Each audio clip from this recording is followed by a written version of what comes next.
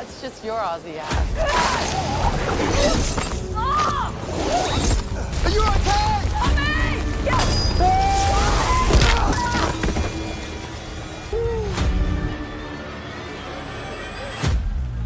Here. I'm suggesting that you hide me. We're just trying to be nice.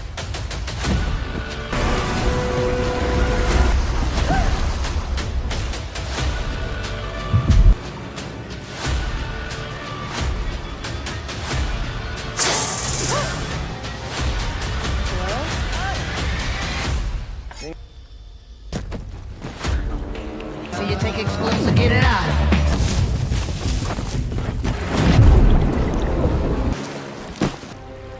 Are you gonna catch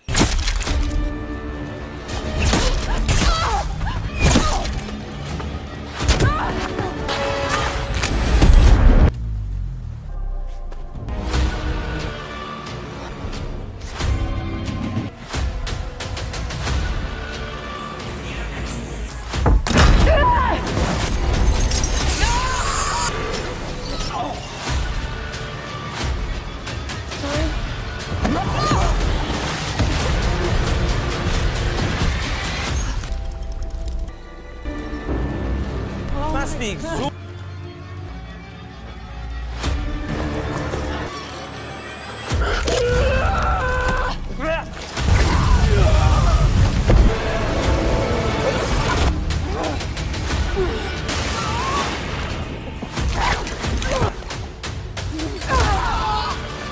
You've broken my leg!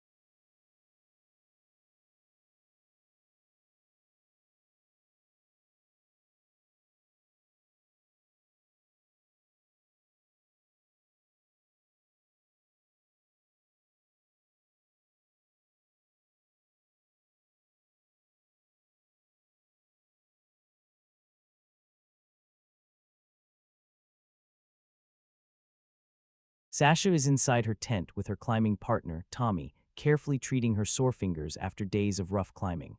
They are high up in the mountains, surrounded by snow and bright sunlight.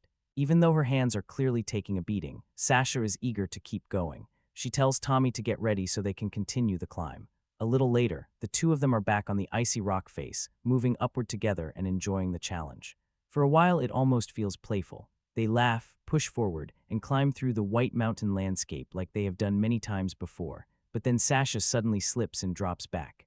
Luckily, she is not badly hurt, but the fall irritates her. This particular section has beaten her before, and she hates that it keeps stopping her. Tommy tells her not to rush it. He says she should breathe, slow down, and try again when she is ready. Sasha takes another shot at it, but once again she fails at the same place. Tommy suggests they stop for the day and come back to it later, but Sasha refuses to quit. She keeps trying again and again, pushing herself harder each time, but the result does not change. The weather begins shifting around them, and a storm starts building in the distance. Finally, with conditions getting worse, Sasha accepts that they need to stop for now. Back at their camp, Tommy opens up about how worried he is. He tells Sasha that her fearlessness scares him sometimes. He is not sure how many dangerous trips he has left in him. Sasha brushes it off, saying he always talks like this whenever things get difficult, but Tommy is serious. He says luck does not last forever, and sooner or later it runs out. He points to his lucky compass as if it is warning him. Sasha gets annoyed and pushes the idea away. After that, they decide it is time to descend. As they move down the mountain, they watch the storm intensify. Ice and debris begin breaking loose from above, crashing down around them. They decide to stay close to the mountain wall and keep their heads low for protection. Tommy wants them to move lower because there is a safer ledge beneath them. Sasha goes first, lowering herself carefully, but just as Tommy begins to follow, larger rocks start falling from the mountain. One of them strikes him hard and he loses control. Tommy drops and Sasha catches his weight through the rope. She screams at him to wake up, begging him to respond, because his body is dragging both of them down. But Tommy does not move. Sasha fights to hold on, but the force is too much. Her grip begins to fail. Inch by inch, the rope slips from her control until she can no longer stop him. Tommy falls all the way down the mountain. Sasha watches helplessly as the man she loved dies beneath her, while she is left clinging to the rock, forced to survive. 5 months later, Sasha is in Australia. She drives toward a remote canyon campsite, still carrying Tommy's compass with her. When she arrives at the ranger's office, the officer asks whether she plans to go into the area alone. He clearly thinks it is a bad idea. He warns her that many people who entered that wilderness never came back. But Sasha has already made up her mind. She signs in anyway and continues with her plan. Afterwards, she stops at a small supermarket. Inside, a man greets her casually. Sasha replies with a quick hey and tries to move away, but he starts following her through the store. One of his friends joins him, and soon the two men corner her near the checkout counter. Their behavior is uncomfortable and threatening. Another man at the counter notices what is happening while talking about how his beef jerky is selling. Seeing the situation, he steps in and tells the men that Sasha probably already has everything she needs. The men finally leave her alone. The stranger apologizes for them, and Sasha ends up buying a packet of his beef jerky before leaving. Outside, Sasha sits in her car, struggling to understand her map. She notices the same helpful man nearby and calls him over. He asks whether she wants the easy route or the difficult one. Sasha tells him she just wants the best route. He explains the road to her and then gives his own recommendation. He suggests starting from Blackstone Bay and tells her about a nearby camping spot that is usually quiet because not many people know it exists. Sasha takes his advice and begins her journey. By evening, she reaches a lake and sets up camp beside the water. She keeps pepper spray close just in case. Unfortunately, the men from the supermarket arrive there too. They are hunters traveling as a group after killing a deer. They invite Sasha to come over and join them, but she keeps her distance and gets back into her car. Soon, one of the men walks up to her window with an unsettling grin. He tells her they are only trying to be friendly, then he finally leaves. Later that night, Sasha hears them packing up and driving away. Relieved, she finally relaxes. The next morning, Sasha takes out her raft and heads onto the river. The current pulls her along quickly, carrying her through the canyon. She stops along the way to climb up some rocks, jump into the water, and enjoy the peaceful isolation. Eventually, she reaches the area near Blackstone Bay. There, she notices scattered belongings that seem to have belonged to campers who may have gone missing. Sasha sets up camp near the lake and sits down to eat some of the beef jerky she bought earlier. To keep her supplies safe, she hangs her belongings high in a tree before going to sleep. But when she wakes the next morning and steps outside, her bag is gone. As if that is not bad enough, she is terrified when she discovers a snake inside her tent. With no better option, Sasha gets back on her raft and continues farther down the water. Soon she comes across a small camp that looks like someone is currently staying there. She searches around and eventually finds the person living there. To her surprise, it is the polite man from the supermarket. Both of them are glad to see a familiar face. He introduces himself as Ben, and Sasha tells him her name. Ben asks whether she is enjoying the trip. Sasha explains that something stole her bag during the night, and her phone and food were inside it. Ben says it was probably wombats. He adds that he always brings twice as many supplies as he needs, so he can share some of his own. Sasha thanks him, and Ben asks if she is hungry. He offers her some fish.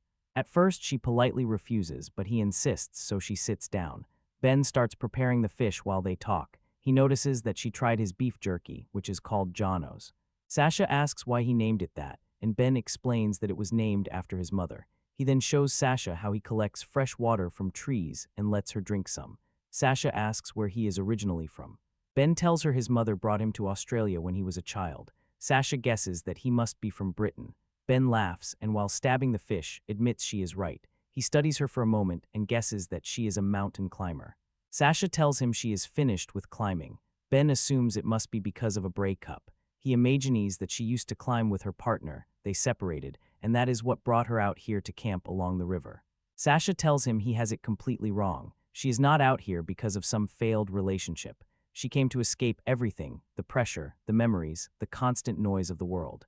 And while talking about that kind of noise, she mentions the hunters from the supermarket who showed up near her campsite the night before.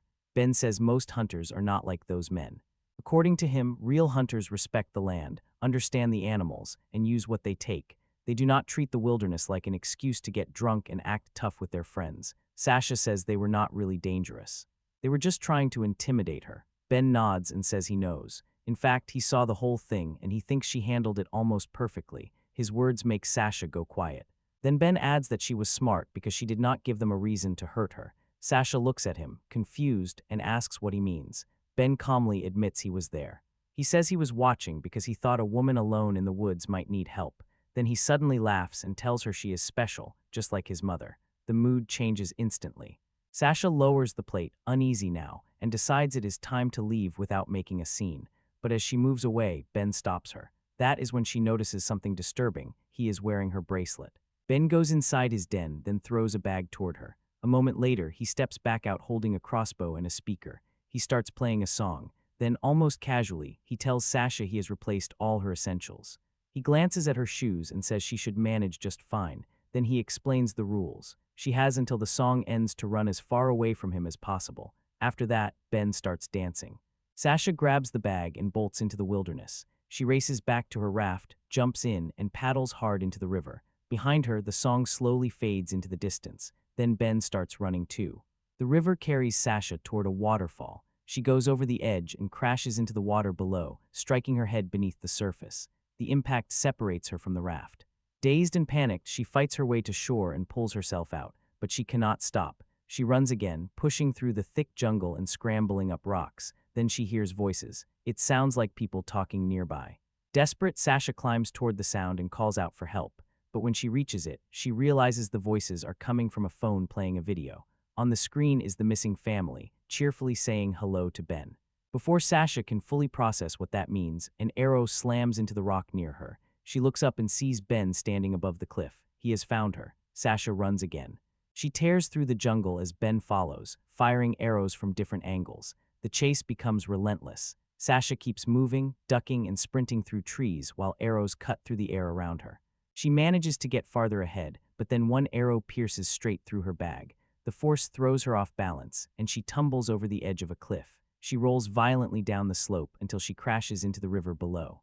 Gasping, she lifts her head above the water and tries to swim against the current, but the canyon water is too powerful. It drags her through the narrow passage until she finally reaches a calmer stretch. Sasha pulls herself onto land, exhausted and soaked. She searches through the bag and finds a t-shirt, which she quickly puts on. She also finds something to eat and drinks some water. Then she takes out her pepper spray and keeps it close, knowing it may be the only defense she has. After catching her breath, she starts running again and soon finds herself trapped between dark canyon walls. With no easy path forward, Sasha relies on the skills she once tried to leave behind. She begins climbing. Without proper gear and after months away from climbing, she struggles. Her hands slip, her body trembles, and every movement feels dangerous. But she keeps going, carefully working her way upward until she finally reaches the top and steps back into open daylight. From that higher point, Sasha can see across the entire area. She continues walking until she reaches a tree and stops. She pulls out her binoculars and spots her raft in the distance. For a moment, it feels like she might have a way out. Then she hears Ben's hunting scream echo through the wilderness, loud enough to send birds scattering into the sky. Sasha turns toward the sound and sees him running in her direction. She freezes, then she looks again through the binoculars. This time, Ben is standing completely still, staring straight at her with a smile. Sasha immediately runs. The hunter charges after her, and she scrambles back down from the place she had climbed. She hides between the rocks, trying to stay out of sight. Holding herself still is difficult, but she forces herself not to move. Ben reaches the area and looks down, searching for her. Sasha is just outside his line of sight. After a tense moment, he moves on. Only when she is sure he is gone does Sasha quietly crawl out of her hiding place. She takes off through the jungle again.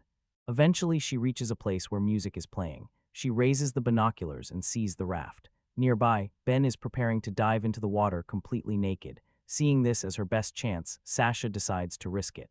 She slips into the water as quietly as possible and swims toward the raft. Inch by inch, she reaches it without being noticed. She tries to untie the knot holding it in place, but it will not come loose. With no time to waste, she decides to pull the whole anchor free. She dives down, trying to uproot it from below, but there is a trap hidden underwater. It snaps onto her leg. Sasha screams, and the sound instantly alerts Ben. He quickly pulls on his trousers and rushes toward her. Sasha manages to get to the shore and tries to free the pole, but when she sees Ben running straight at her, she has no choice. She dives back into the water. Ben grabs the chain and starts pulling her toward him. Just as he gets close, Sasha sprays him in the face with the pepper spray. He recoils in pain, and Sasha immediately tries to loosen the chain from her trapped leg. But it is stuck against the rock. Meanwhile, Ben stumbles into the river, washing his burning eyes in the water. Sasha notices the crossbow resting just beyond the rock. For one brief second, it looks like she might be able to grab it. But before she can reach it, Ben yanks the chain hard and pulls her back toward him. He drags her close, and this time, before Sasha can reach for the pepper spray again, Ben takes control of the crossbow himself. He points it at her and tells her to throw the spray away. Sasha has no choice. She tosses it aside. Ben kicks it farther out of reach, then slowly moves toward her trapped leg.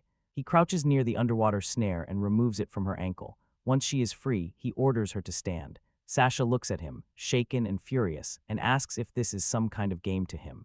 Ben calmly tells her it is not a game, it is a ritual. Later, Sasha is back inside Ben's den, tied tightly by both her wrists and ankles. While she struggles in the darkness, Ben wanders through the jungle gathering fruit. When he returns, he offers her one and tries to feed it to her, as if nothing about the situation is horrifying. Then he asks whether she dislikes being tied up. Sasha stares at him and tells him there is something deeply wrong with him. Ben reminds her that he gave her a choice earlier, the easy way or the hard way. That night, rain falls outside while Sasha remains trapped in the same place. Ben sits at a distance, watching her quietly. He begins talking about rituals again, saying they matter because they remind people who they truly are. Then he asks whether she has ever heard of tribes that file their teeth into sharp points. The next morning, Sasha is on a boat with him. Her hands are still bound, and she asks where he is taking her. Ben says he will explain later. Sasha, trying to loosen her restraints, asks if he is not going to explain the rules this time. Instead, Ben tells her he found her name in the ranger's register and looked her up. He knows about Tommy. He knows Sasha's climbing partner died in the mountains. Sasha says it was just a tragic accident, but Ben pushes back.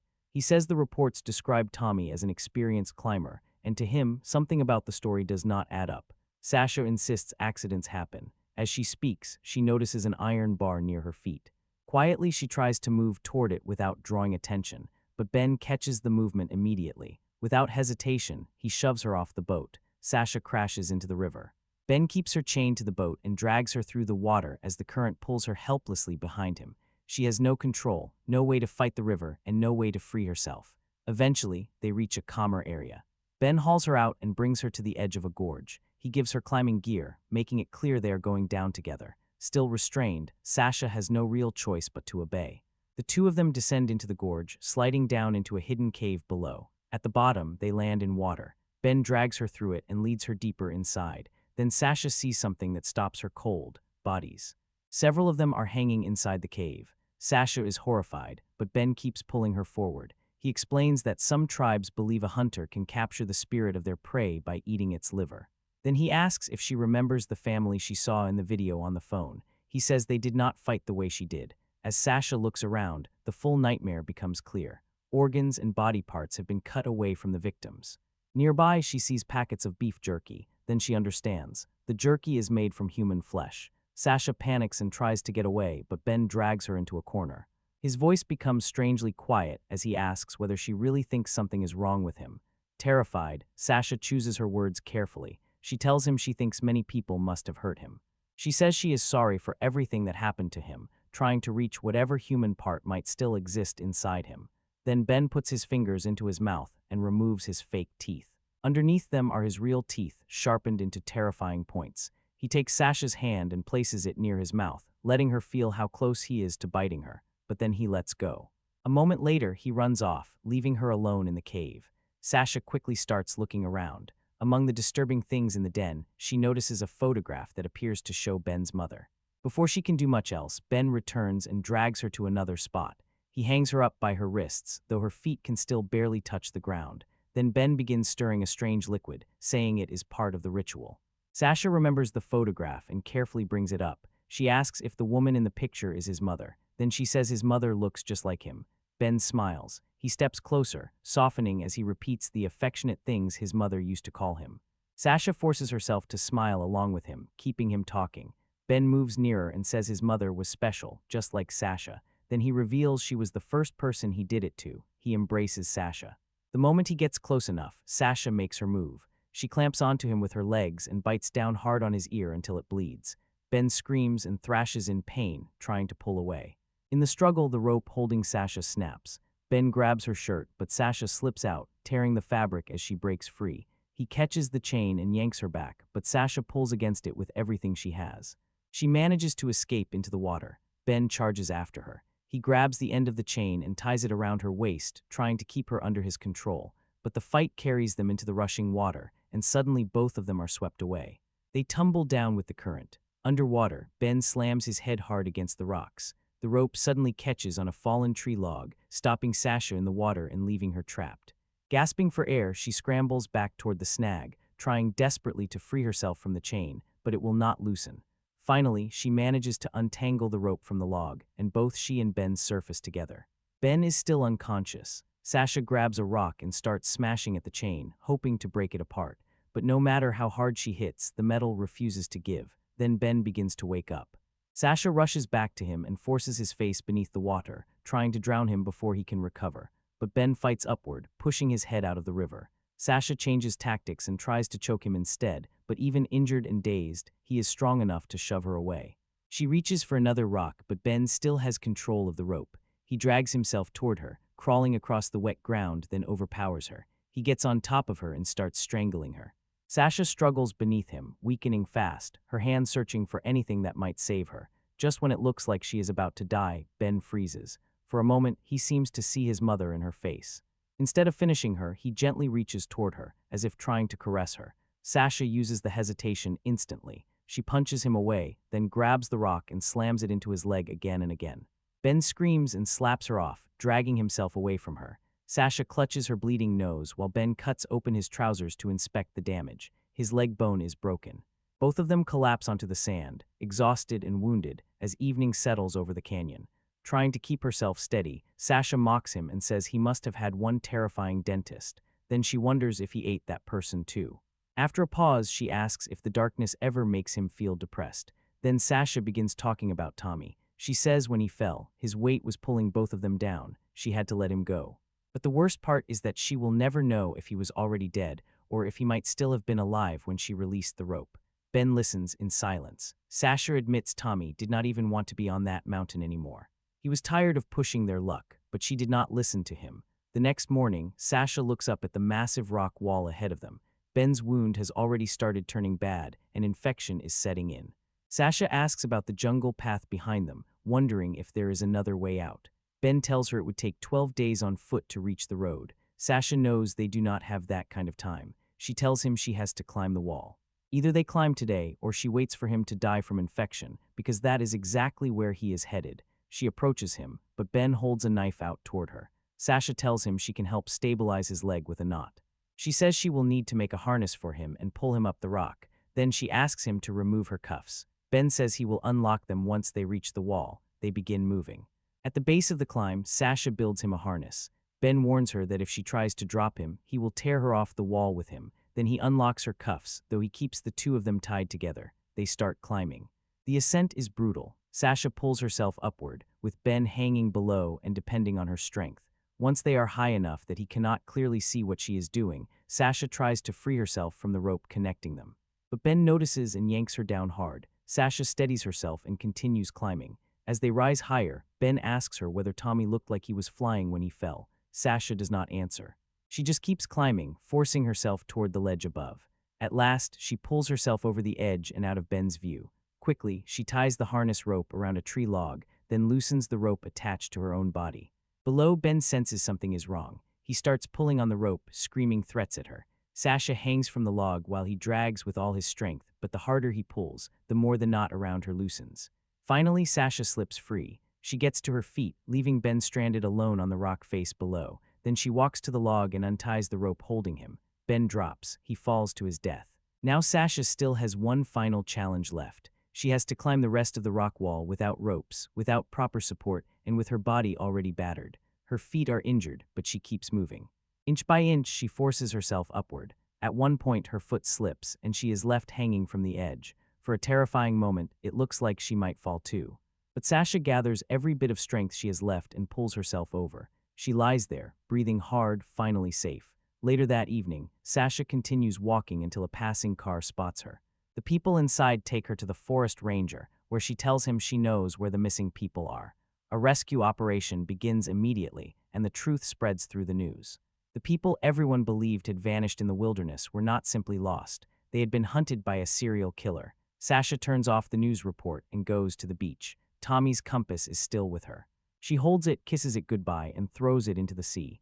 Then Sasha sits quietly on the sand, surrounded at last by peace, silence, and open air. Apex is the kind of Netflix thriller that lands between two completely different reactions.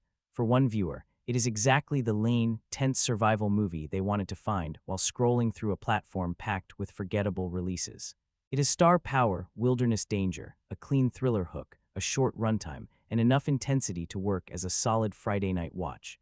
It is not trying to reinvent cinema or pretend to be a deep psychological masterpiece. It simply throws a woman into the wild, puts danger behind her, and keeps the pressure moving until the end. And for that viewer, Apex works. It is watchable, polished, visually strong, and occasionally genuinely tense. Charlize Theron brings real physical commitment to the role. Taron Egerton steps into darker territory, and the survival thriller structure is easy to follow. When the film finds its rhythm, it becomes exactly what it promises. A tense cat-and-mouse ride through dangerous terrain, but then there is the other reaction. For another viewer, Apex feels like the same survival formula in new scenery: the isolated protagonist, the dangerous stranger. The wilderness chase, the predictable setup and payoff, the familiar streaming thriller package where everything looks expensive enough, moves fast enough, and sounds dramatic enough, but never feels original enough to stay with you after it ends.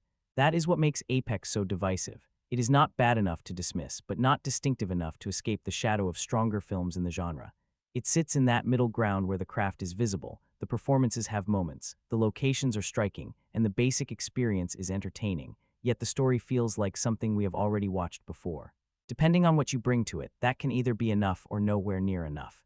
If you want a straightforward survival thriller, Apex has value. It gives you danger, pursuit, physical struggle, wilderness scenery, and a villain who keeps the movie moving. It benefits from lowered expectations. Press play, let it carry you for 90 minutes, and enjoy the ride for what it is. But if you want originality, emotional depth, or a thriller that truly gets under your skin, the cracks show fast. The movie is tense but shallow, stylish but familiar, engaging but rarely surprising. It has enough energy to keep you watching, but not always enough substance to make you care deeply. So the opening verdict is simple.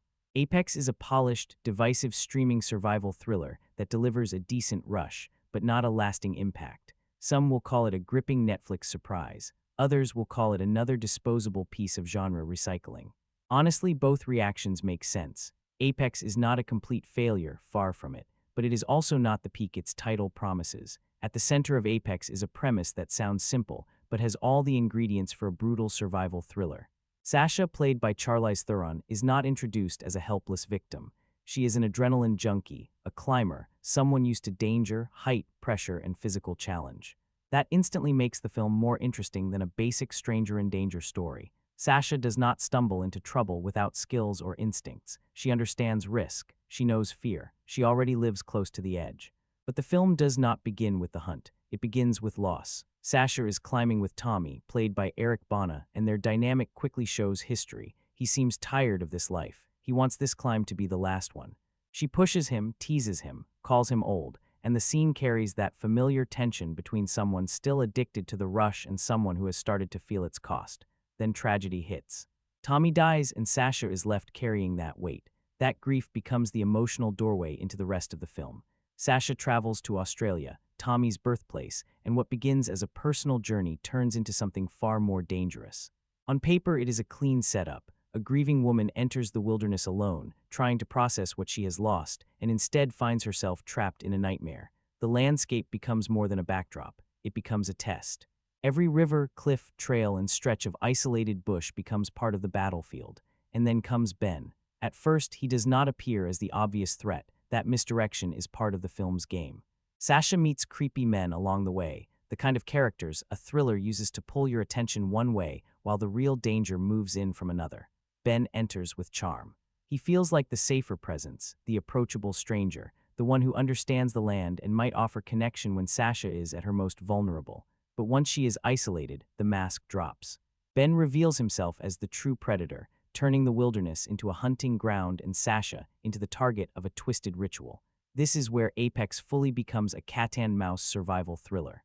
The grief story shifts into a physical fight for survival. Sasha is no longer just trying to escape her past. She is trying to survive the present, and that is the strongest idea in the premise. Can someone built for danger endure danger when it is no longer chosen? Sasha is used to climbing mountains, chasing adrenaline, and testing her limits on her own terms, but being hunted changes everything. Adventure is controlled danger. Survival is chaos. In adventure, you prepare for the mountain. In survival, the mountain is not the only thing trying to kill you. The film uses that shift to turn Sasha's solo journey into a nightmare of isolation. There is no crowd, no easy rescue, no comfort, no safety net. The wilderness cuts her off from ordinary life, and Ben's pursuit turns every decision into instinct. She has to think fast, move faster, and use whatever is around her to stay alive. That is why the premise works, even when the story feels familiar.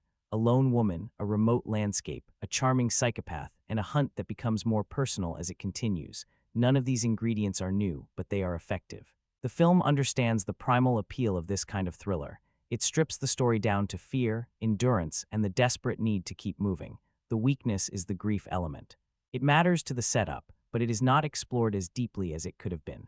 Sasha's loss gives the movie a reason to send her into the wilderness, but emotionally, it sometimes feels more like a trigger than a fully developed inner journey. The film wants her grief to carry weight, but once the chase begins, the survival mechanics take over. Still, as a foundation, the premise is strong. Apex gives us a woman already defined by physical risk, breaks her emotionally through tragedy, sends her into a remote landscape tied to that loss, and then forces her into a violent game where every skill she has may be the difference between life and death. It is grief turned into isolation, isolation turned into danger, and danger turned into a brutal wilderness hunt. That is the hook that keeps the movie alive. What makes Apex immediately recognizable is that it does not hide its genre DNA. This is a survival thriller built from familiar bones. A lone person enters the wilderness. A stranger becomes a threat. Nature stops being beautiful and starts becoming hostile. The chase begins. Every river, cliff, tree line, and hidden path becomes part of the danger. The title, stars, and polished Netflix surface may be new, but the language of the story belongs to a tradition viewers already know well. At its core, Apex is playing in the territory of the most dangerous game, the classic idea of a human being hunted for sport. Ben is not attacking Sasha out of impulse. He turns the hunt into a ritual, a performance, a twisted test of control. That gives the film a familiar predator and prey structure. Sasha is not just escaping a random killer. She is trapped inside someone else's game. And the influences are impossible to miss. The river sequences immediately recall films like Deliverance and The River Wild, where water is not just scenery, but a source of fear, momentum, and helplessness. Rapids have a specific cinematic power because once a body is caught in the current, control disappears. The landscape moves faster than the character can think. Apex understands that force. It uses the river to give the survival story movement, danger, and physical exhaustion. Then there is the harsher hunted-in-the-wilderness energy that brings Wolf Creek into the conversation. That comparison is not just about Australia as a setting. It is about remote places where normal rules fall away. Isolation creates vulnerability, and the villain's cruelty becomes part of the landscape. Apex may not have the same raw, grimy edge, but it borrows from that same fear. Once you are out there, nobody is coming quickly. The film also sits close to movies like Hush and Alone, where the tension depends on whether both sides of the chase feel believable. These stories only work when the hunter and the hunted create pressure against each other. The victim cannot feel passive, and the predator cannot feel cartoonish. There has to be a constant push and pull, where every move matters, every mistake costs something, and survival depends on intelligence as much as endurance. That is one reason Apex creates such split reactions. Some viewers feel it does enough with those influences to stay tense and entertaining. Others feel it never fully escapes them. Instead of feeling like a fresh evolution of the genre, it can feel like a remix of stronger films. You can also feel the connection to A Perfect Getaway and Whiteout, stories where location and danger are tightly linked, trust becomes unstable, and the environment itself creates suspicion. Apex uses that same structure of misdirection. The obviously creepy people are not always the real danger, while the charming presence becomes the threat hiding in plain sight. Beyond individual titles, Apex fits into a larger modern streaming pattern. It echoes films like Nowhere and Don't Move, where a woman already carrying emotional pain is trapped in an extreme survival situation and must rely on physical strength, instinct, and whatever tools she can find. These movies often strip the story down to one question: how much can one person endure before they break? That question is effective. It is cinematic. It is easy to understand, but it is also very familiar now. That is the challenge Apex faces from the start. It is not using a bad formula. The formula is strong because it is primal. Being hunted is one of cinema's simplest fears. Being hunted in the wilderness makes it even stronger because there is nowhere safe to hide. Every sound could be danger. Every shadow could be movement. Every route could become a trap, but familiarity cuts both ways. For viewers who love this genre, those ingredients may be enough. The movie gives them the chase, the wilderness, the villain, the survival struggle, and the physical pressure they came for.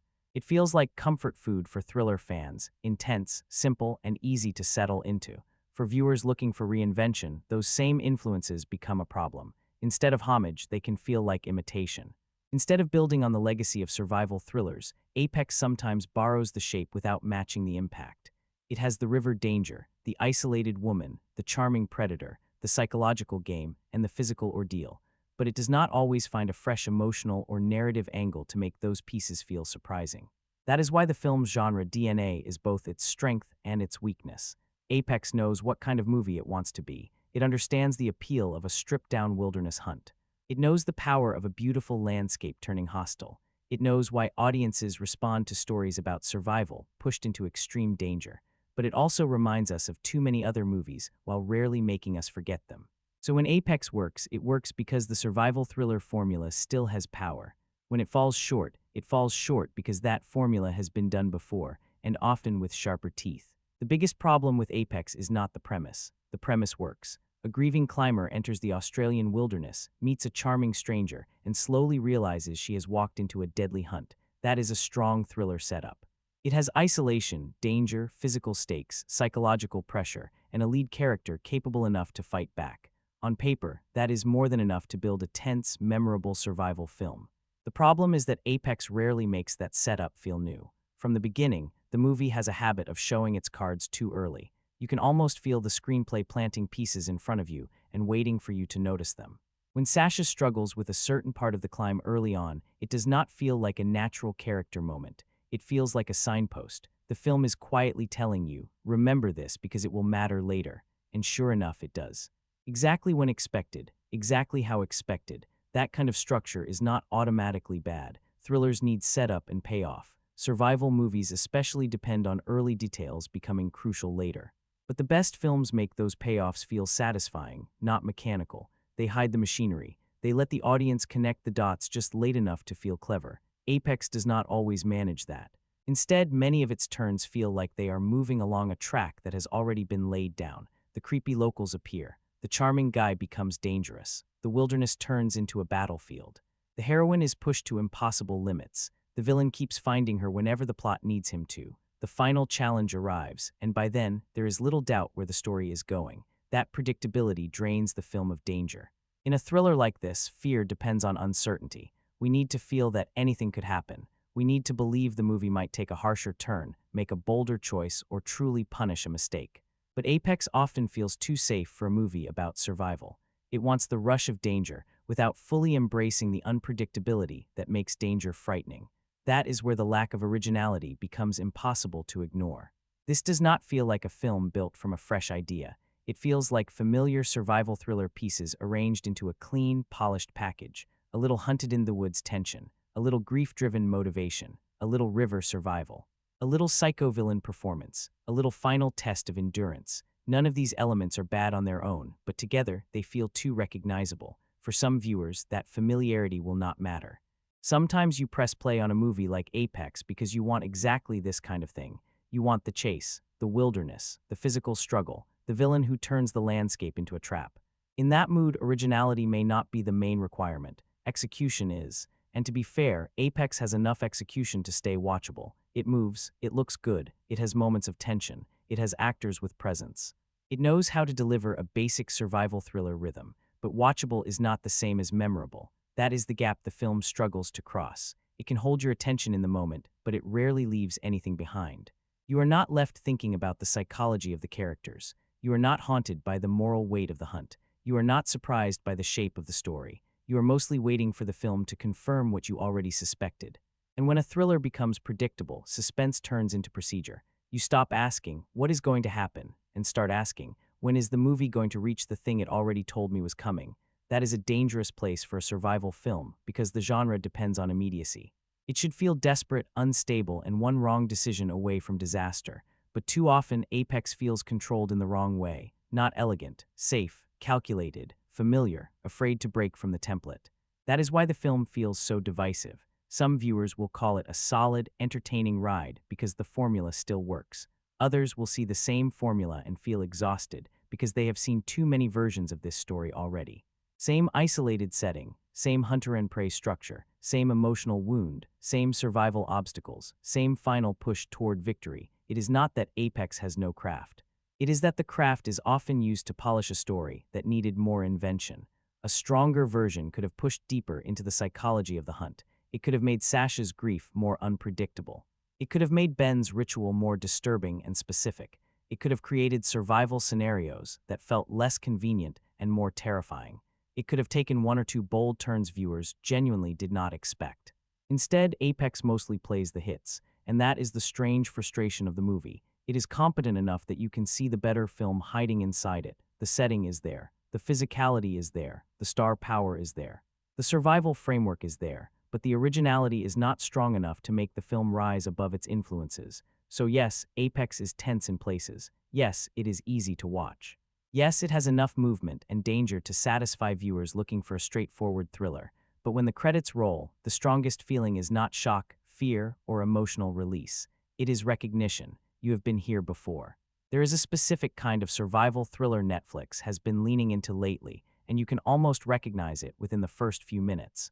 A woman is carrying grief. Something terrible happened in her past, or just before the main story begins. She is emotionally damaged, physically capable, and isolated from the normal world. Then the film traps her somewhere extreme, inside a shipping container, inside a forest, inside a remote landscape, or in this case, deep in the Australian wilderness.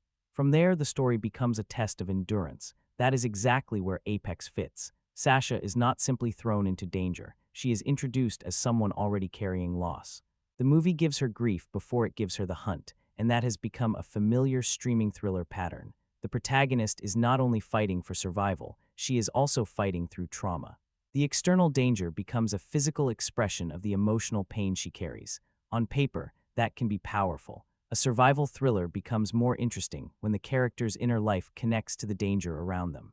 The wilderness can reflect grief. The chase can force someone to choose life again. Every climb, fall, and desperate escape can carry emotional meaning if the story builds that connection carefully. But in Apex, the grief often feels less like a deep emotional engine and more like a narrative tool. It explains why Sasha enters the wilderness. It explains why she is alone. It gives the film a heavier tone. But once the hunt begins, that emotional foundation gets pushed aside by survival mechanics. Run, hide, climb, swim, fight, repeat. The grief is present, but it does not transform the movie. It feels like part of the formula, not the heart of the story, and that is where the Netflix survival thriller structure starts to show. These films often follow a clean pattern. The lead character is already wounded. The environment becomes a trap. The villain or situation keeps applying pressure. The protagonist uses whatever tools are available. Every obstacle is brutal, but somehow survivable. By the end, after an impossible series of physical punishments, the heroine is the last person standing. That structure can be satisfying. It is simple, primal, and easy to watch. You understand the stakes immediately. You know what the character wants. You know what danger looks like. There is no complicated mythology, no massive cast, no overstuffed subplot. Just one person trying to stay alive as everything gets worse. But when too many films use the same emotional blueprint, the effect fades. Instead of raw, it starts to feel manufactured. Instead of personal, it feels assembled. The grieving woman, the isolated location, the sudden predator. The improvised survival tools, the impossible injuries, the final burst of strength. Once you recognize the pattern, it becomes harder to feel surprised by it. That is one of Apex's biggest issues. It is predictable not only because of its own writing, but because it belongs to a larger wave of movies that have trained viewers to expect these exact beats. By the time Sasha is alone in the wilderness, you can already sense the shape of the film. You know the obvious creeps are probably not the real threat. You know the charming stranger will become dangerous. You know the physical skills introduced early will return later. You know the emotional wound will justify the final act of survival. That does not make the movie bad, but it does make it overly familiar. And familiarity becomes a problem when the film does not add enough personality of its own. Apex has the right ingredients: star power, striking landscapes, physical danger, a villain with a twisted ritual, and a lead character built for endurance. Yet the structure around those ingredients feels too much like a streaming thriller checklist. Give the lead trauma, put her somewhere remote, make the environment beautiful but deadly, introduce a charming man who becomes a predator, force her through escalating physical trials, end with survival as emotional rebirth. Again, that formula can work. It has worked before, but it needs freshness. It needs sharper psychology, stranger choices, stronger character writing, or a more unpredictable threat. Without that, the film becomes less of an experience and more of a product, polished, efficient, easy to consume, but easy to forget. That is the strange thing about Apex. It has the shape of a gripping survival thriller. It has the look of one. It even has moments where the tension clicks and the formula does exactly what it should. You feel the chase. You feel the isolation. You feel the wilderness closing in around Sasha, but you also feel the template. You feel the movie following a route already marked by other streaming survival stories. And once that happens, the danger loses some of its bite. The film wants to feel primal, but the structure feels calculated. It wants to feel like a nightmare, but too often it feels like a familiar arrangement of genre pieces. This is why some viewers will still enjoy it, because formula is not automatically failure. Sometimes the comfort of a familiar structure is part of the appeal. If you want a clean, tense, physical survival thriller, Apex gives you that. It does not ask much from the audience, and for some viewers, that makes it an ideal streaming watch. But if you want a movie that breaks out of the Netflix survival mold, Apex never quite gets there. It follows the pattern too closely. It uses grief as setup, isolation as pressure, physical endurance as spectacle, and survival as the final statement. It works well enough in the moment, but it is too recognizable to feel truly dangerous. That may be the clearest way to understand the film. Apex is not just a survival thriller. It is a Netflix survival thriller, polished, accessible, intense in bursts, emotionally simplified, and built around a formula that works just well enough to keep you watching, even when you can see every step ahead. The screenplay is where the film's biggest contradiction lies. On the surface, this story has everything it needs: a strong lead character, a remote wilderness setting, a dangerous stranger, a traumatic opening, and a chase built around cliffs, rivers, traps, and survival instinct. These are clean thriller ingredients, and the film knows how to arrange them in a way that keeps the momentum alive. But arrangement is not depth. The script understands the shape of a survival thriller, but it does not always know how to make that shape feel urgent, fresh, or emotionally dangerous. It gives us the pieces, the setup, the pursuit, the moments where Sasha has to push through pain and exhaustion. But too often, the writing moves from one expected beat to the next instead of discovering something unpredictable inside the story. That is why Apex can be entertaining and underwhelming at the same time. The screenplay is functional. It is not broken. It does not collapse under its own logic every 5 minutes. It keeps the story moving, keeps the conflict clear, and gives the actors enough material to hold the screen. In a basic streaming thriller sense, it does its job. You know who is being hunted. You know who is hunting her. You know the goal. Survive, but the script rarely pushes beyond that. There is a thinness to the writing that becomes more noticeable as the film goes on. Sasha's emotional state is introduced, but not explored with enough complexity. Ben's twisted game gives the film danger, but his psychology does not always feel specific enough to be truly disturbing. The wilderness is dangerous, but the situations sometimes feel designed for convenience rather than organic survival pressure. And when a thriller feels convenient, tension starts to leak out. A great survival story makes every obstacle feel unavoidable. The character is trapped by the land, the weather, the enemy, the body, and the limits of preparation. Every choice creates consequences. Every mistake matters. Every lucky escape still feels earned because the danger has been built honestly. In Apex, some moments do work that way. When the film focuses on physical endurance, climbing, rushing water, or the sheer isolation of the terrain, it creates real pressure. You feel the body struggling against the environment. You feel the appeal of the concept. There are flashes where the execution rises above the writing, where movement and location briefly carry the suspense. But then the screenplay pulls everything back into familiar territory. The chase becomes another chase. The escape becomes another escape. The villain appears where he needs to appear. The survival challenge lands exactly when the story requires one. Instead of building a truly escalating nightmare, the film sometimes feels like it is checking off thriller requirements. That is the difference between momentum and intensity. Apex often has momentum. It moves forward, gives the audience something to watch, and rarely sits still for too long. But intensity requires more than movement. It comes from uncertainty, character investment, and danger that feels specific and personal. That is where the screenplay struggles. The film wants Sasha's journey to feel like more than physical survival, but the writing does not consistently give her the emotional architecture to support that. Her grief matters to the premise, yet once the hunt begins, it fades behind the mechanics of action. Her skills matter to the survival story, but the script often uses them in predictable ways. Her struggle is visually clear, but emotionally it could have cut deeper. The same problem applies to Ben. He is a strong villain concept, charming, unstable, ritualistic, and dangerous. He should feel like a psychological trap as much as a physical one, but the screenplay does not always give him enough layers. His presence works because of performance and situation, not because the writing keeps revealing new dimensions. He is threatening, he is strange, but the film could have made his game feel more precise, more personal, and more haunting. Instead, it often chooses efficiency over complexity. That makes Apex easy to watch but harder to remember. Some viewers will not mind that at all. For them, the script delivers enough: a clear threat, a capable protagonist, a dangerous landscape, and a steady line of suspense. Not every thriller needs psychological density. Sometimes the pleasure is in the simplicity. Sometimes a survival movie only needs to put a character in danger and keep tightening the rope. And to be fair, Apex has moments where that simple approach works. It can be gripping. It can be slick. It can make the wilderness feel cinematic. It can create the feeling of a controlled, focused thriller that knows exactly what lane it wants to drive in. But the stronger the production looks, the more the writing limitations stand out. The cinematography suggests something grander. The star power suggests something richer. The physical action suggests something more visceral, yet the screenplay keeps returning to broad strokes. It avoids the messier, stranger, more uncomfortable possibilities that could have made the film genuinely distinctive. That is why the story execution feels uneven. At its best, Apex is a lean, entertaining survival thriller with enough craft to hold attention. At its weakest, it feels like a polished outline of a better movie. The setup is there, but the emotional payoff is limited. The danger is there, but the surprise is limited. The villain is there, but the psychology is limited. The wilderness is there, but the survival logic is sometimes too convenient. The result is a film that works better moment to moment than as a complete experience.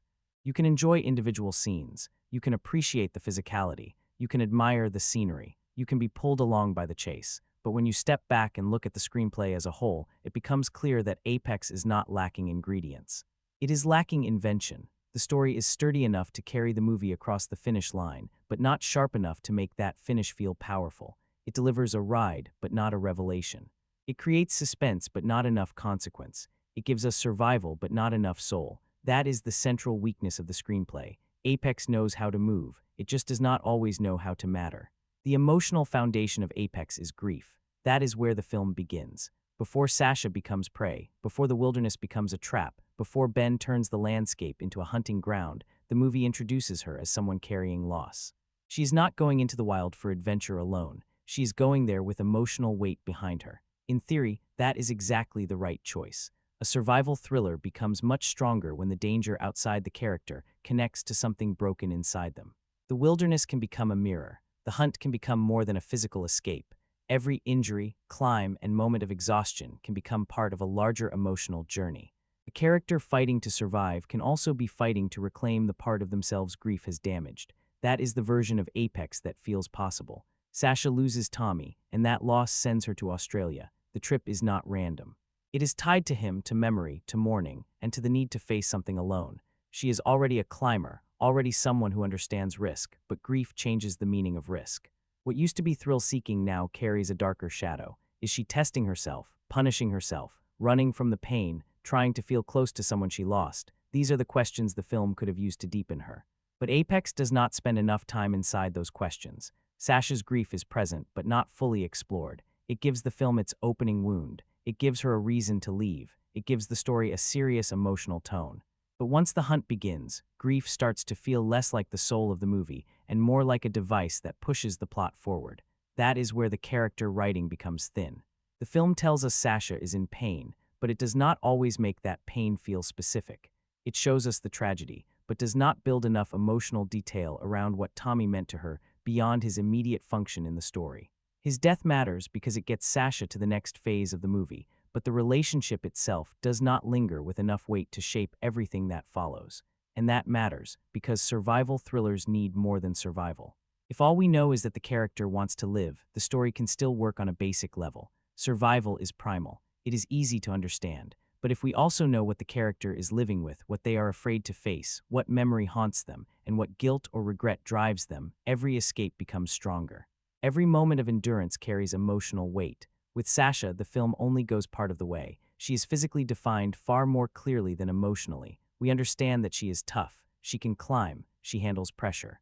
She can endure pain, rapids, terrain, and pursuit, but her inner life is less developed. The movie gives us the outline of trauma without filling in the texture. That is why some emotional beats do not land as hard as they should. The film wants Sasha's survival to feel like transformation, but transformation needs depth at the starting point. We need to feel the difference between who she was before the hunt and who she becomes after it. We need grief to shape her choices, not just explain her location. We need the wilderness to force emotional confrontation, not only physical escape. Instead, Apex often treats grief as setup. It is why she is alone, why she travels, and why the movie can frame her ordeal as more than random violence. But after that, the screenplay becomes far more interested in movement than reflection. The chase takes over, and Sasha's emotional wound becomes background noise behind the mechanics of the thriller. That does not ruin the movie, but it limits it. Charlize Theron is playing a character who should have layers. An adrenaline seeker, a grieving friend, a survivor, a woman used to choosing danger who suddenly has danger chosen for her. That is a strong psychological contrast. Sasha's identity could have been built around control. She controls the climb. She controls the risk. She controls how close she gets to death. Then Ben takes that control away. That should be the emotional core of the film.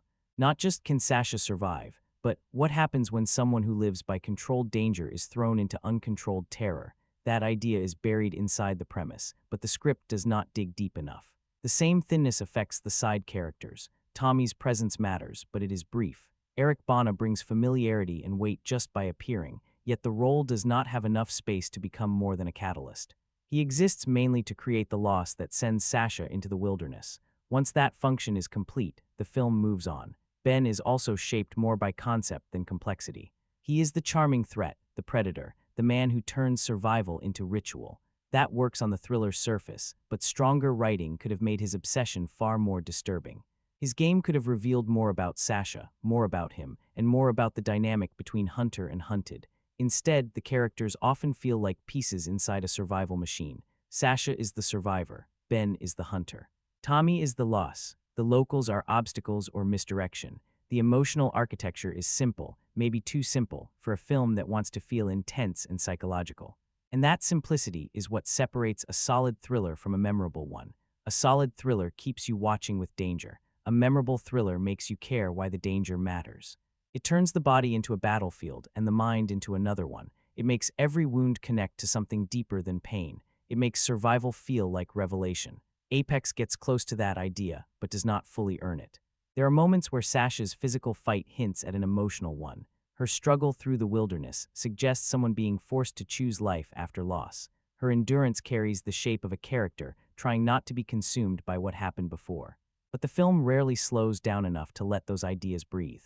Because of that, the grief remains useful rather than profound. It gives the movie a serious starting point. It gives Sasha a reason to enter the story. It gives the survival journey an implied emotional charge, but it never becomes the powerful inner engine it could have been. That is the frustration. The film has a character who should be emotionally fascinating, but the writing keeps her mostly on the surface. It has a tragedy that should echo through every scene, but often functions like a doorway into the action. It has a wilderness that could have become a psychological landscape, but mostly remains a physical arena. So when Apex works, it works as a chase. When it falls short as a character study. Sasha survives the wilderness, but the film never fully explores the person underneath the survival. That is why the emotional side of Apex feels thinner than the physical one. The body is tested, the landscape is hostile, the danger is clear, but the grief, the thing meant to give the story its heart, never quite reaches the summit. Charlize Theron is the face of Apex, and the whole film depends on whether you believe Sasha as both an action heroine and a wounded survivor. Physically, Theron gives the movie real credibility. Sasha is not written as fragile, confused, or helpless. She is an experienced climber, an adrenaline seeker, a woman already comfortable with danger before danger turns against her. That means the performance needs toughness from the start, and Theron understands that. She brings a hard physical presence to the role, the kind that makes it believable when Sasha is climbing, fighting, running, pushing through pain, and refusing to collapse as the wilderness closes in. That is where the casting makes immediate sense. Theron has always had that screen quality where she can look exhausted, wounded, and still dangerous. Apex leans heavily on that. The film asks her to carry long stretches through movement rather than dialogue. She has to sell the strain of the climb, the shock of betrayal, the desperation of pursuit, and the brutal cost of survival. Even when the script is thin, her body language often does the work the writing does not.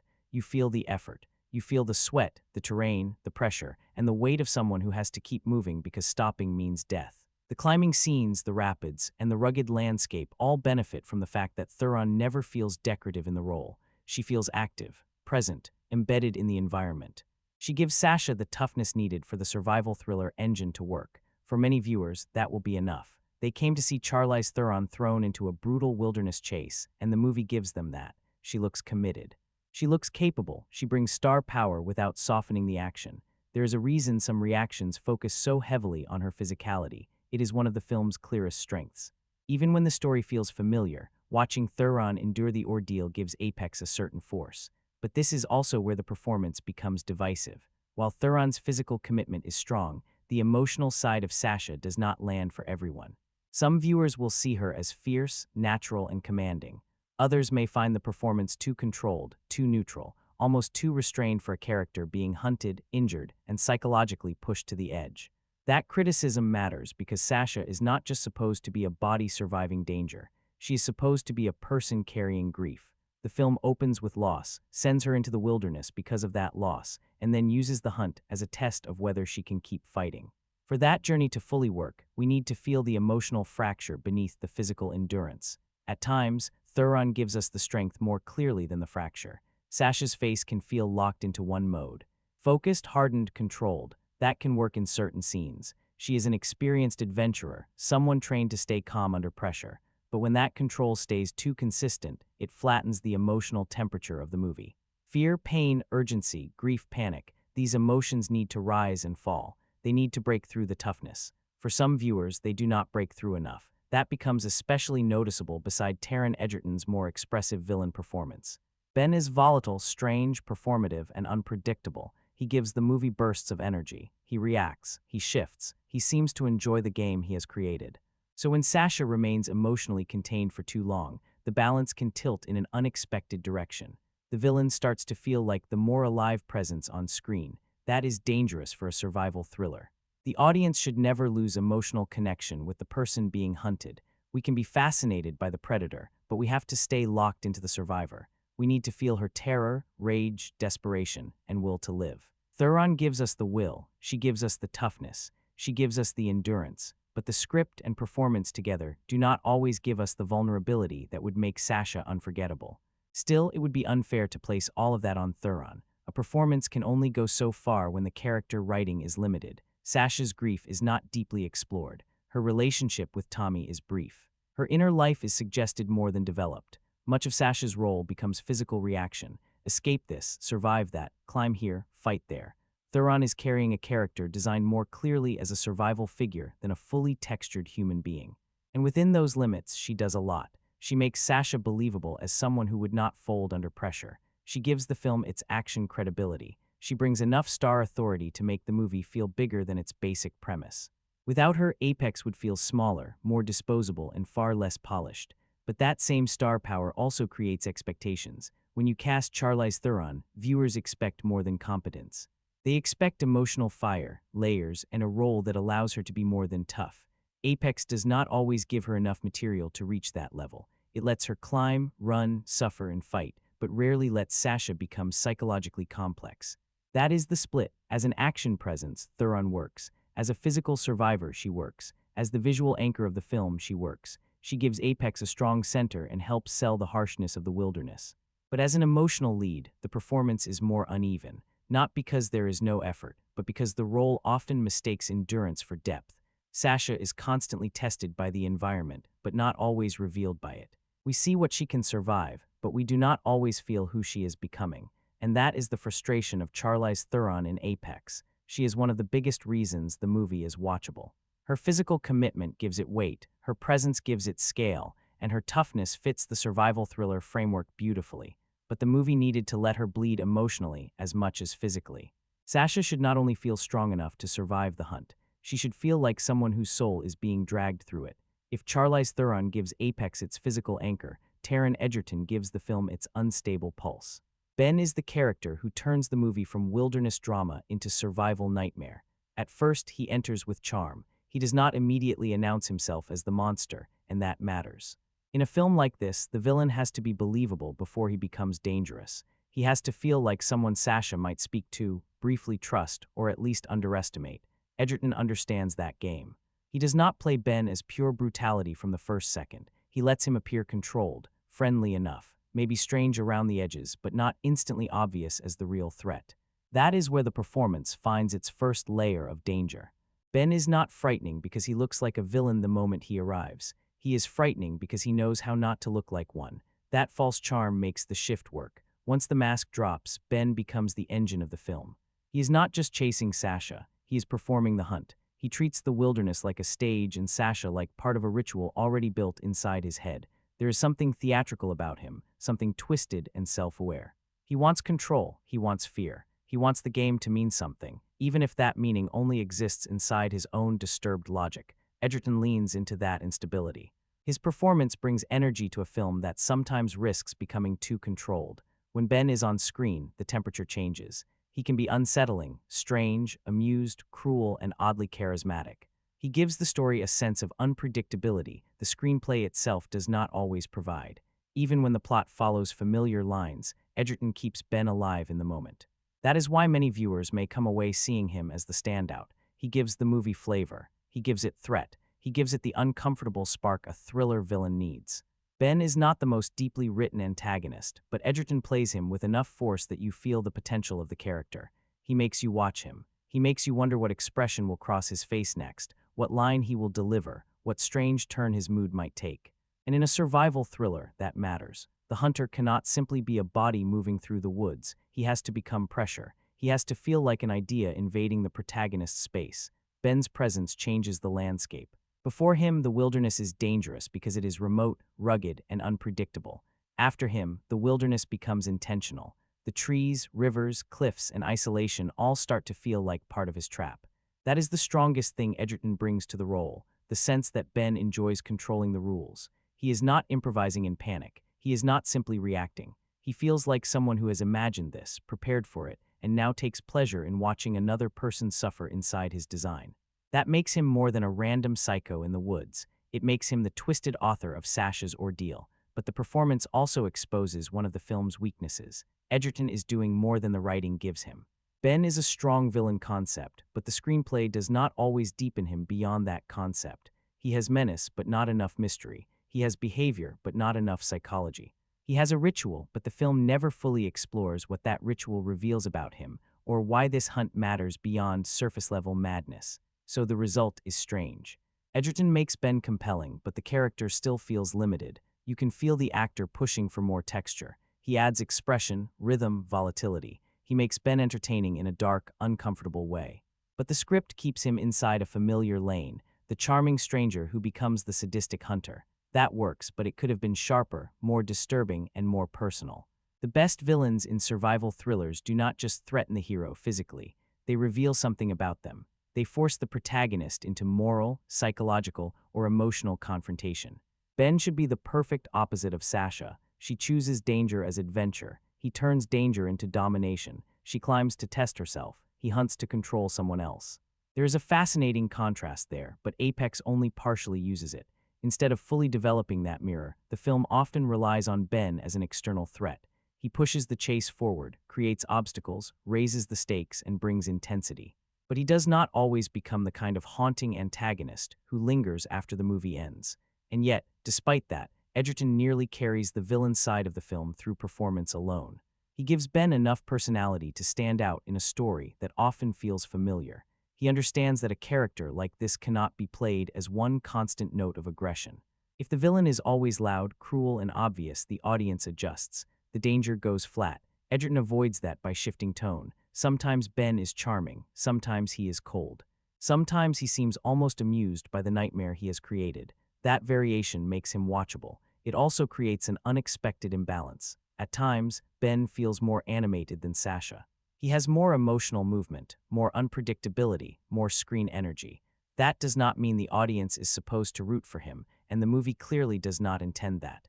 But it does mean Edgerton becomes the performer who most actively changes the air around him. In a film built around hunter and hunted, that imbalance is impossible to ignore. Apex needs Ben to be frightening, but it also needs Sasha to remain emotionally central. When Ben becomes the most interesting presence in the room, the film gains energy but loses some moral alignment. The villain becomes fascinating while the heroine risks feeling underwritten. That is not Edgerton's fault. In fact, it is partly a compliment to how much he brings to the role. Still, not every reaction to his performance will be glowing. Some viewers may feel his menace remains too surface level. Some may think the character resembles other unstable psycho-thriller roles without enough freshness. Others may find the accent or the broadness of the villain distracting. And those criticisms are fair, because the performance occasionally leans into familiar territory. It is intense but not always subtle, entertaining but not always original. But for a movie like Apex, he gives it exactly the spark it needs. Without Ben, the film would be a visually polished survival story on a familiar path.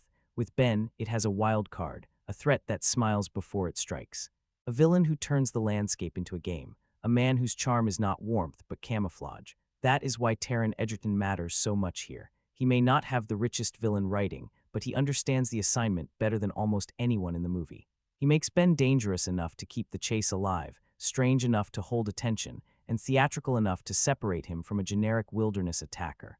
The writing may keep Ben from becoming unforgettable, but Egerton makes sure he is never boring. Eric Bana's role in Apex is one of those casting choices that immediately raises expectations. The moment you see his name attached to a film like this, you assume he is going to matter. Bana is not the kind of actor you casually place into a story without purpose. He brings weight, recognition, and instant presence. He brings a grounded presence that can make a scene feel instantly lived in. And because Apex is tied to Australia, his casting carries an extra layer of promise. Bana could have helped anchor the film in place. He could have brought local texture, made the Australian side of the story feel more authentic, and served as more than a familiar face. He could have been an emotional or cultural bridge between Sasha, the wilderness, and the journey ahead, but that is not what happens. Bana plays Tommy, Sasha's climbing partner, and his function is clear. He exists to create the emotional wound that sends Sasha forward. He belongs to the prologue. He gives the opening tragedy recognizable weight. His death becomes the catalyst for Sasha's trip to Australia, and once that purpose is fulfilled, the film moves on. That is the issue. Tommy is important to the plot, but he is not given enough space to become important to us. Structurally, we understand that his loss matters. We understand Sasha is grieving him. We understand his connection to Australia is part of what pulls her into the wilderness. But the relationship itself does not get enough room to breathe. We do not spend enough time with them to fully feel the history, affection, tension, or damage his death leaves behind. That makes Bana's presence feel strangely limited. He appears, lends the opening credibility, and disappears before the film has truly used what he can offer. The performance is not the problem. The role is simply small in a way that feels almost confusing. Viewers are left asking the obvious question, Why bring in Eric Bana for something this brief? That question matters because casting creates a promise. When a recognizable actor appears early in a thriller, the audience starts making assumptions. Maybe this character will return in a meaningful way. Maybe his death will echo through the story. Maybe his relationship with Sasha will become the emotional spine of the film. Maybe there is more to him than the setup suggests, but Apex does not build on that promise. Tommy becomes less of a character and more of a narrative device. He is the loss, the reason, the emotional trigger. Once the movie uses him to push Sasha into isolation, it does not give him enough lingering presence to justify the emotional weight it wants us to feel. That is where the underuse becomes frustrating. Bana could have added something the film badly needed: depth. A stronger opening relationship could have made Sasha's grief more specific. It could have made her trip to Australia feel less like a plot requirement and more like a personal pilgrimage. It could have made every later moment of survival feel tied to someone we actually understood, not just someone briefly introduced so the film could hurt the protagonist. Imagine if Apex had taken more time with Sasha and Tommy, not a huge subplot, not a different movie, just enough detail to make their connection feel lived in. A few sharper exchanges, a clearer sense of history, a hint of unresolved regret, one moment that tells us why losing him breaks something inside her.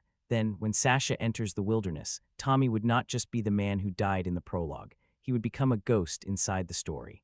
That is what Apex is missing. The film wants grief to power the journey, but it does not fully build the relationship that creates the grief. And because Bana is the actor attached to that relationship, his underuse becomes even more noticeable. He has the presence to make Tommy memorable, but the screenplay gives him too little to work with. It also connects to a larger issue with the film's star power. Apex has big names: Charlize Theron, Taron Egerton, Eric Bana. That cast suggests a thriller with character weight, emotional complexity, and strong dramatic interplay. But the film often uses those names more as selling points than fully developed dramatic assets. Theron gets the physical showcase. Egerton gets the villain energy. Bana gets the brief emotional catalyst. For an actor of his caliber, that feels like a missed opportunity. Tommy could have been more than a tragic opening beat. He could have represented the life Sasha was losing control of. He could have been the emotional contrast to Ben, one man tied to care, history, and memory, the other tied to control, violence, and ritual. That contrast could have strengthened the whole film. Instead, Tommy fades too quickly. The result is one of the movie's clearest examples of unused potential. Bana brings enough recognition to make us pay attention, but the film does not reward that attention with substance. He is present just long enough for us to wonder why he is not present longer. And that is a strange feeling, because Apex does not need Tommy to dominate the story. This is Sasha's survival nightmare. It makes sense that the film isolates her. It makes sense that the hunt becomes the focus. But emotional isolation works best when we deeply feel what has been lost. The more real Tommy feels, the more haunted Sasha becomes. The more haunted Sasha becomes, the more powerful the survival story becomes. By not investing enough in Tommy, the film weakens its own emotional foundation. So Eric Bana's role is not a disaster. It is not a performance problem. It is a screenplay problem. He does what he can with limited time, but the film treats him like a plot function instead of a dramatic presence. In a movie already criticized for thin character development, that choice stands out. Bana should have been more than a familiar face in the opening. He should have been the emotional echo following Sasha through the wilderness. Instead, he becomes a reminder of what Apex keeps doing. Introducing strong ingredients, then not using them to full power. The strongest version of Apex is the one that becomes a pure cat-and-mouse thriller. That is where the film finds its pulse. Once Sasha realizes Ben is not the charming stranger he first appeared to be, the movie shifts into a much more primal mode. The emotional setup, the grief, the character backstory, all of it falls behind one immediate question. Can she stay alive long enough to outthink the man hunting her? That is the kind of simple pressure a survival thriller needs. There is something instantly cinematic about a chase in the wilderness. A city gives you options. A house gives you walls. A road gives you direction, but the wilderness gives you uncertainty. Every path could lead deeper into danger. Every hiding place could become a trap. Every sound matters because you cannot tell whether it is nature around you or the predator getting closer. Apex understands that basic fear. When the film locks into Sasha's isolation, it becomes much more effective. She is cut off from help, surrounded by terrain that is beautiful but unforgiving, and pursued by someone who knows how to turn that terrain against her. The threat is not only Ben. It is Ben plus the landscape, Ben plus the river, Ben plus the cliffs, Ben plus the distance from civilization. That combination gives the chase its best moments. The movie becomes about pressure, movement, exhaustion, and instinct.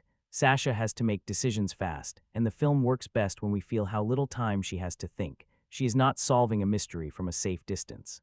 She is reacting while injured, frightened, tired, and exposed. One wrong move can mean being caught. One wrong step can mean falling. One wrong choice can send her straight into another part of Ben's game. That is where the suspense can be genuinely engaging. The cat-and-mouse structure gives Apex a clean engine. Ben pushes, Sasha escapes, Ben adjusts, Sasha improvises. The wilderness keeps changing the shape of the chase. Sometimes the danger is physical. Sometimes it is psychological. Sometimes it is the simple terror of realizing the person after you may already know where you are going before you do. And when that rhythm works, the movie becomes easy to watch. This is the part of Apex many viewers will respond to most strongly.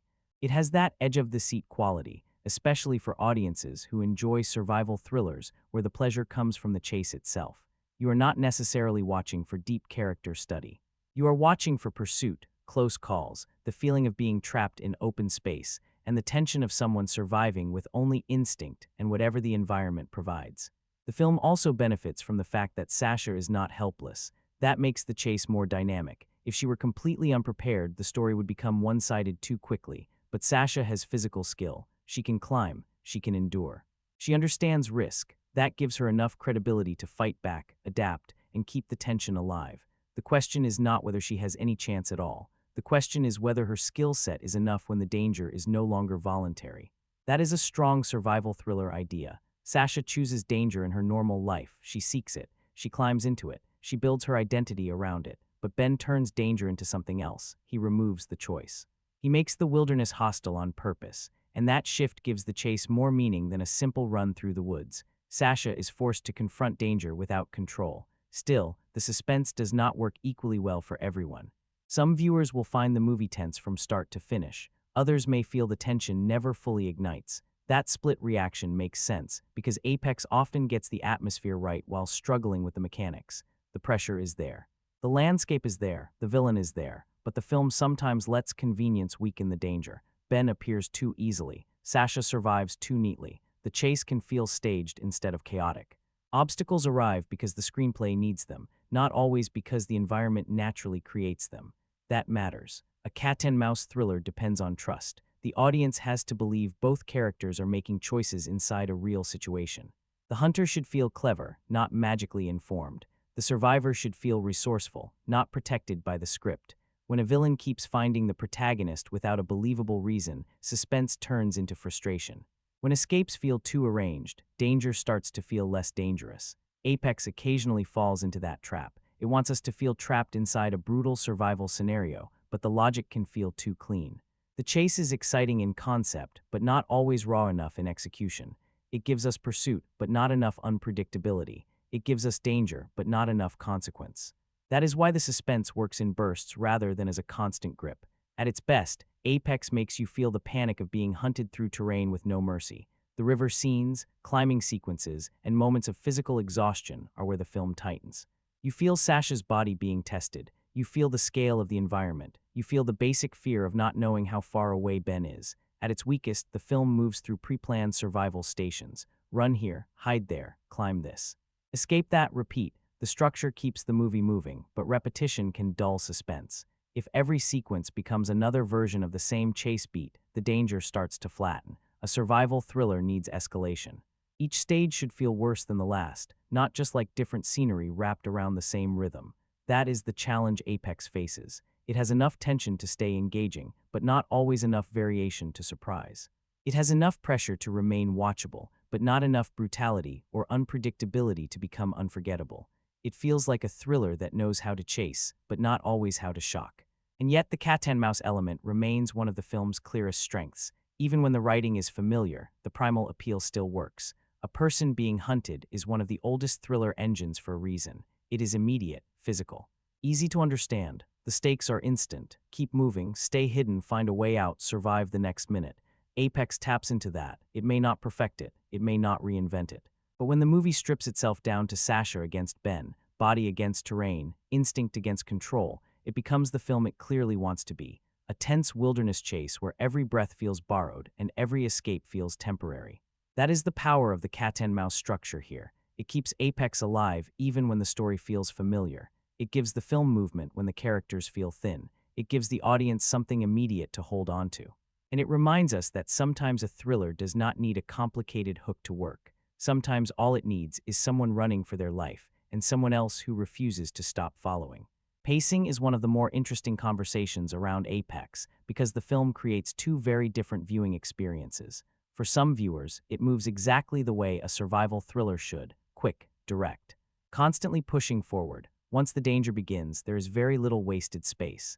Sasha is thrown from one physical threat into another. The chase keeps moving, the wilderness keeps changing, Ben keeps applying pressure, and the story keeps tightening around one question: how much longer can she survive? That version of Apex feels like a fast ride. It does not overcomplicate itself.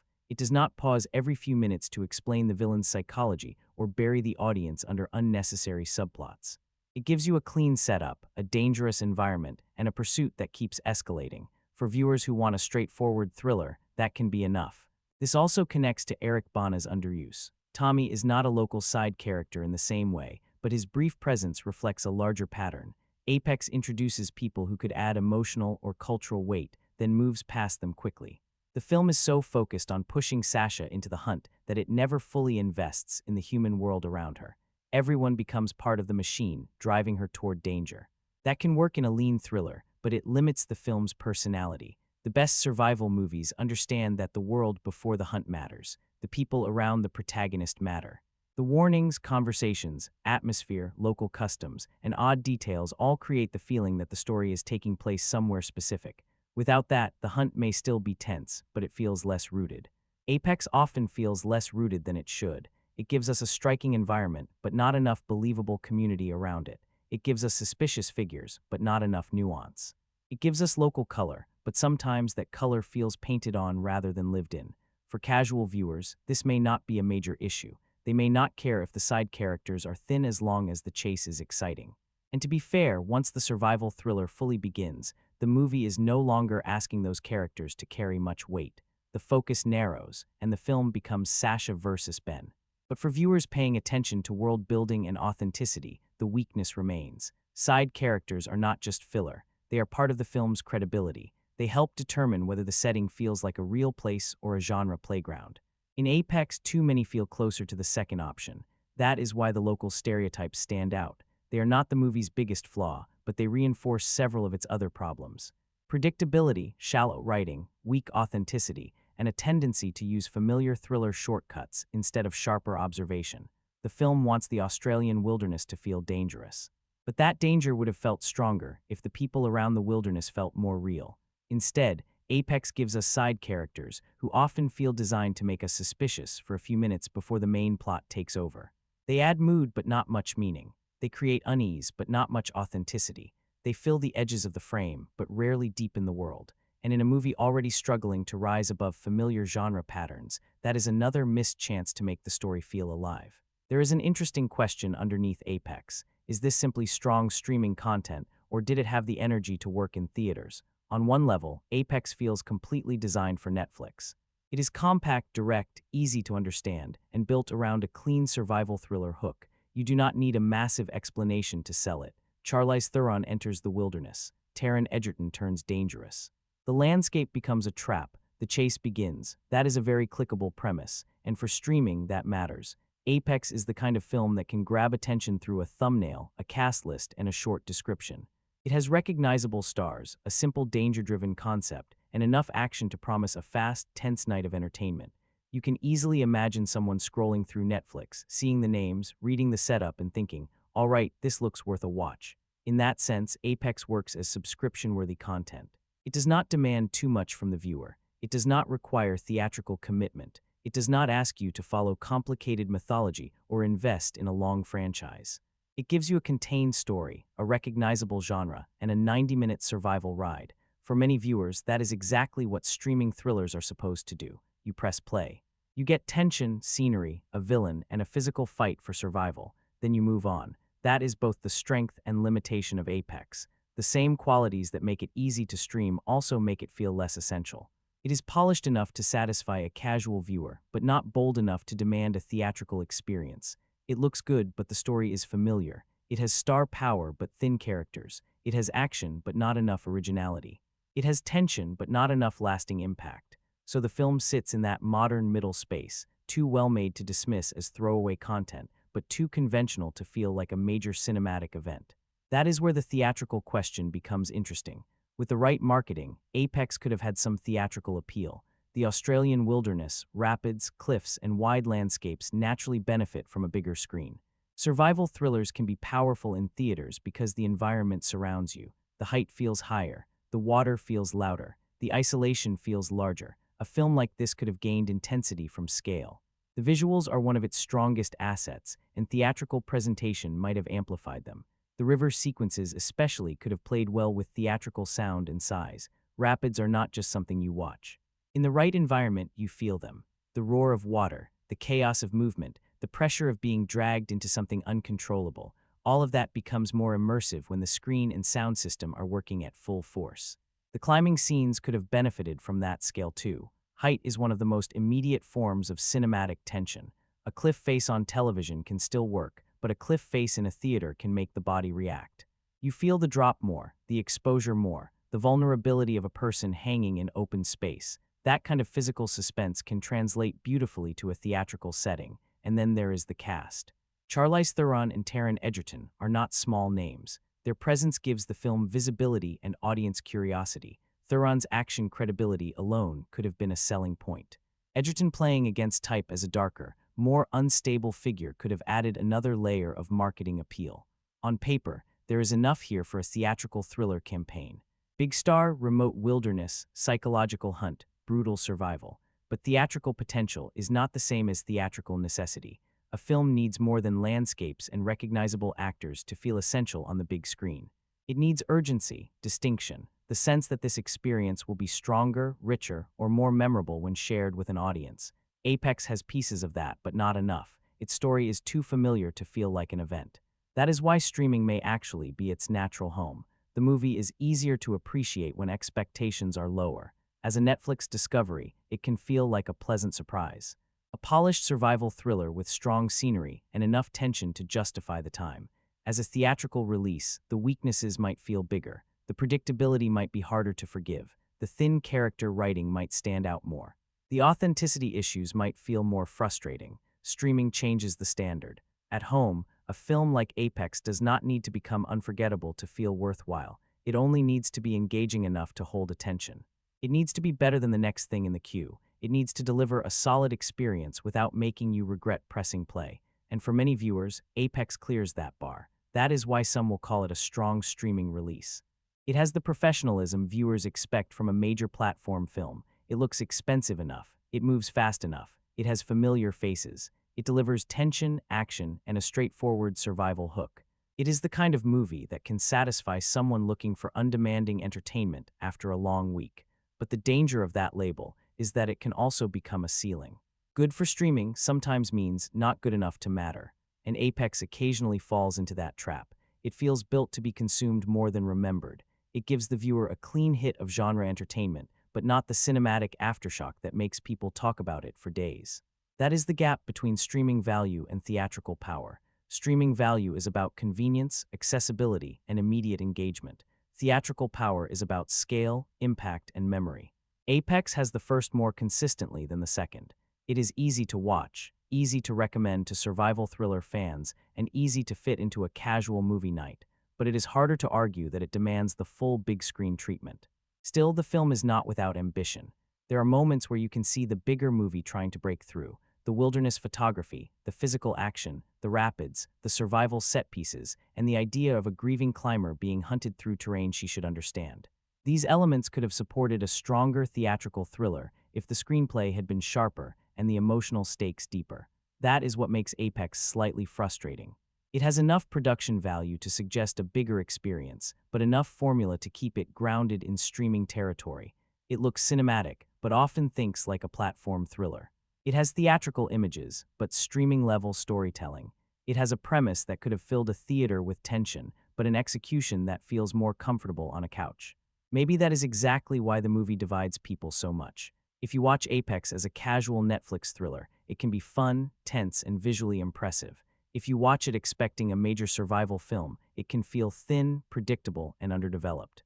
The experience depends heavily on the frame you bring to it. As streaming content, it is a solid ride. As theatrical cinema, it would need more bite. That is the final balance. Apex has enough star power, scenery, and action to suggest it could have reached for something bigger. But the writing, originality, and character depth keep pulling it back toward the world of disposable but watchable streaming thrillers. It is subscription-worthy, it is not quite event-worthy, and maybe that is the most honest place to leave it. Apex works best when discovered at home, with expectations tempered, as a polished survival thriller that delivers a decent rush. On the big screen, it might have looked better, but its weaknesses would have stood taller too.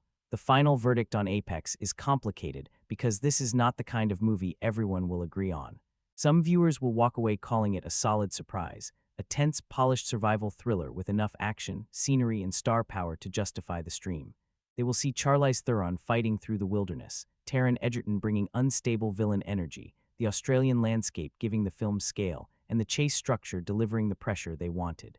For those viewers, Apex works. It is not trying to be overly complicated. It is not asking for deep interpretation. It is a straightforward wilderness thriller with a simple hook. One woman, one predator, one hostile landscape, and one desperate fight to survive. If that is what you came for, the movie gives you enough to enjoy. But then there is the opposite reaction. Some viewers will see Apex as forgettable, predictable, and thin, the kind of streaming thriller that looks expensive enough to catch your attention, but does not have enough originality to stay with you. They will see the same hunted-in-the-wilderness formula, the same grief-driven protagonist, the same charming stranger who turns dangerous, the same convenient survival obstacles, and the same final woman-standing structure Netflix thrillers have leaned on again and again. For those viewers, Apex falls short.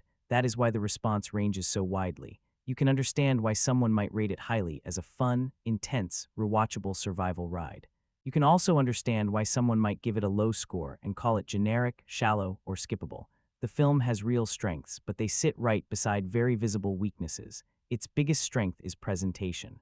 Apex looks good. The wilderness photography gives the film atmosphere. The cliffs and rapids create scale. The action has physical energy. The movie knows how to use its landscape as both beauty and threat. Even when the story becomes predictable, the visual surface keeps the experience alive. The film's second major strength is performance energy. Theron gives Apex credibility as a physical survival thriller. She sells the toughness, movement, endurance, and pain of Sasha's ordeal. Egerton gives the movie its most unpredictable spark. Ben may not be the deepest villain on paper, but he brings enough menace, charm, and theatrical instability to keep the hunt from going completely flat. But the weaknesses are just as clear. The script is too familiar. The character development is too thin. Sasha's grief works more as a plot device than a powerful emotional core. Eric Bana feels underused. The local authenticity is uneven.